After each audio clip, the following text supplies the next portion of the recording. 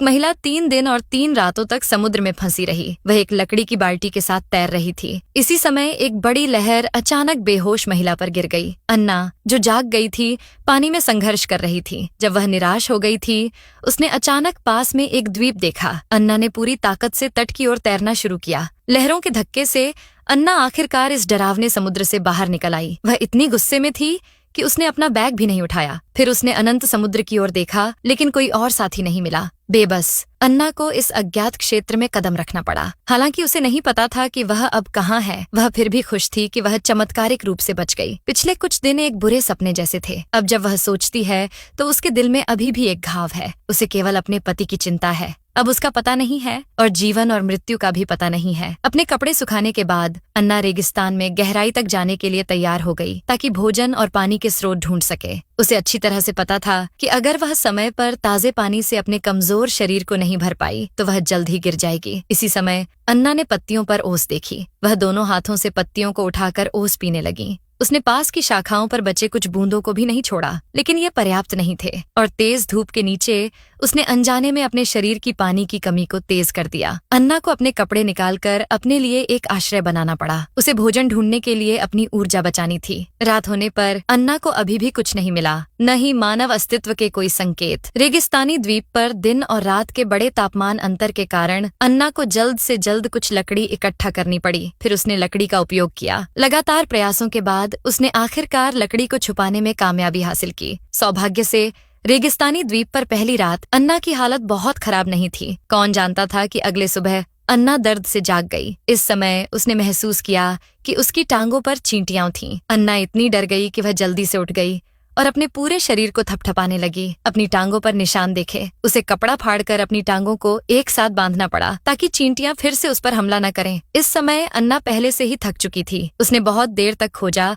लेकिन एक बूंद ओस भी नहीं मिली। आखिरकार उसे खाने योग्य तरल सोना मिला। अप्रत्याशित रूप से नारियल पहले ही सूख चुका था और बिल्कुल भी नहीं खाया जा सकता था। ऊंचाई पर लटके हुए नारियल को देखकर थकी हुई अन्ना वास्तव में बेबस थी। इसी तरह अन्ना जंगल में सांस रोककर भटकती रही। जब उसने जमीन पर जानवरों को देखा तो वह तुरंत बेहोश हो गई। इसका मतलब है कि द्वीप पर कुछ अज्ञात जीव हो सकते हैं, लेकिन इस समय अन्ना इतनी परवाह नहीं कर सकती थी। उसे चक्कर की स्थिति में किसी का घर दिखाई दिया। बहुत उत्साहित अन्ना तुरंत गिर गई। जब वह फिर से जागी तो वह एक आरामदायक बिस्तर पर लेटी थी। एक पल में अन्ना ने एक कप गर्म पानी देखा, जिसकी वह लंबे समय से लालसा कर रही थी। लेकिन जब वह उसे लेने के लिए हाथ बढ़ाने वाली थी तो उसने पाया कि उसके अंग लकड़ी के बिस्तर से कसकर बंधे हुए थे। एक बूढ़ी औरत की उपस्थिति ने अन्ना को पूरी तरह से शांत कर दिया। ये पता चला कि बेहोशी के डर से अन्ना ने घाव को पकड़ लिया और संक्रमण हो गया। 2 दिन आराम करने के बाद अन्ना ने धीरे धीरे अपनी ताकत वापस पा ली। पहली महिला इस पुजारी की पत्नी थी। वे प्यार के लिए इस वीरान द्वीप पर रह रहे थे।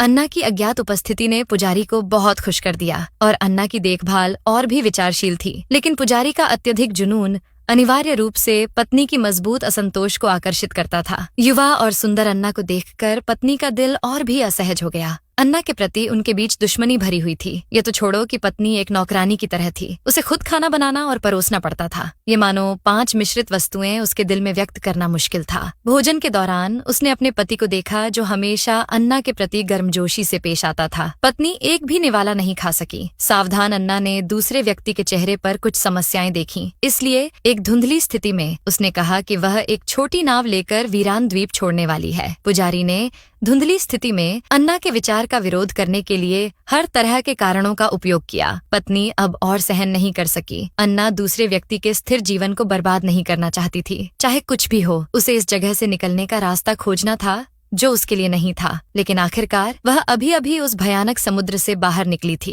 ये तो छोड़ो कि उसका शरीर अभी पूरी तरह से ठीक नहीं हुआ था। इस वीरान द्वीप को छोड़ना आसान नहीं था। जब अन्ना गा रही थी तो बाहर अचानक एक चीख सुनाई दी। ये पता चला कि उन्होंने जो भेड़ें पाली थीं, उन्हें मार दिया गया था। जब पत्नी ने सुना कि उसने समुद्र तट पर नाविकों और टूटी हुई नावों का एक समूह पाया है तो अन्ना अचानक उत्साहित हो गई। शायद दूसरा व्यक्ति उसके पति द्वारा नेतृत्व किया गया नाविक है। विशिष्ट दिशा जानने के बाद अन्ना समुद्र तट की ओर दौड़ने के लिए इंतजार नहीं कर सकी। उसने उम्मीद की कि उसका पति भाग्यशाली होगा और जीवित रहेगा। उसने उम्मीद की कि वह अपने पति के साथ इस वीरान द्वीप को छोड़ देगी और दूसरा व्यक्ति वास्तव में अन्ना का पति है। हाइनान की घटना के बाद से वह खुद को दोषी मान रही थी कि उसने अपनी पत्नी का अच्छी तरह से ख्याल नहीं रखा। अब कई लोग लापता हैं। केवल दर्जन भर बचे हुए लोगों ने कुछ दिन पहले इस वीरान द्वीप को चुना था। हालांकि अब जहाज की मरम्मत हो चुकी है, लेकिन उन्होंने अभी भी किसी अन्य बचे हुए व्यक्ति को नहीं पाया है। जब अन्ना बहुत उत्साहित मूड में थी तो उसने अपने हाथ में चुभन के दर्द को भी नजरअंदाज कर दिया। वह 2 घंटे तक दौड़ती रही और आखिरकार तट पर पहुंच गई। अप्रत्याशित रूप से उसका पति पहले ही सभी को घर ले जा चुका था। चाहे अन्ना कितनी भी जोर से चिल्लाई, दूसरा व्यक्ति उसकी चीख नहीं सुन सका।